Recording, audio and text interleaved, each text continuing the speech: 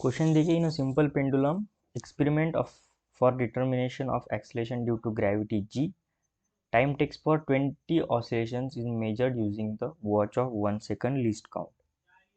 The mean value of a time taken comes to out to be 30 second. Number of oscillation कितने की है? 20 oscillations की है। जो उसे टाइम लगा है, mean value of time taken comes out to be 30 second, यानी टोटल टाइम। ठीक है, यहाँ पे 20 ऑसिलेशंस का टाइम गिवन है, ना कि सिंगल ऑसिलेशन का।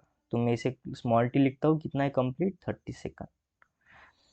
और जो डेल्टा है कंप्लीट ऑसिलेशन में, उसको जितना एरर लगा है वो आया 1 सेकंड। ठीक है, हमें फार्मूला पता है क्या होता है एक ऑसिलेशन के लिए, t is equal to 2π√L/g। ये जो t है ये 1 ऑसिलेशन के लिए है, पर हमें जो t गिवन है वो 20 ऑसिलेशन का है। सबसे पहले हमारा टास्क ये है कि हम 1 ऑसिलेशन के लिए कितना एरर निकल रहा है वो फाइंड करें, और कितना टाइम एक ऑसिलेशन के लिए लगता है वो फाइंड करें। तो देखिए, बेसिक से हम ये पता कर सकते हैं कि नंबर ऑफ ऑसिलेशंस इनटू अगर 1 का टाइम पीरियड हम मल्टीप्लाई करें तो टोटल टाइम पीरियड मिलता है। ये तो सिंपल सी बात है। तो यहाँ से t इज इक्वल टू आ जाएगा t/n। सो यहाँ से t इज इक्वल टू आ जाएगा 30 सेकंड टोटल टाइम अपॉन 20। तो ये तो आ गया 1 के लिए, यानी टाइम 1 फर्स्ट टाइम के पीरियड के लिए, एक कंप्लीट ऑसिलेशन के लिए।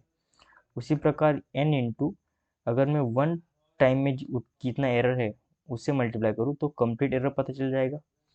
तो यहाँ से del T is equals to आ जाएगा del small T upon n, जो कि होगा डेल टी कितना है 1 सेकंड कंप्लीट के लिए, 20 ऑसिलेशन के लिए 1 सेकंड आ रहा है, डिवाइड बाय 20, ये तो हो गया डेल टी।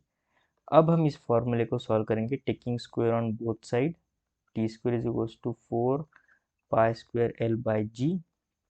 तो ऐसे g का फार्मूला आता है 4π²L/t²। ठीक है,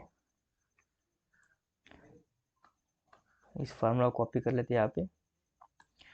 हमें फाइंड करना है जो ग्रेविटी में एक्सलेशन है उसका परसेंटेज, तो डेल g/g रिलेटिव एरर। अब ये तो कांस्टेंट, इसका कोई रिलेटिव एरर नहीं होगा। So del L/L plus 2 times del t/t। So del L/L। हम लेंथ के बारे में देखते हैं। The length of the pendulum is measured by using the metre scale of least count. ठीक है, सो लीस्ट काउंट कितना है? 1 mm है, यानी 0.1 सेंटीमीटर।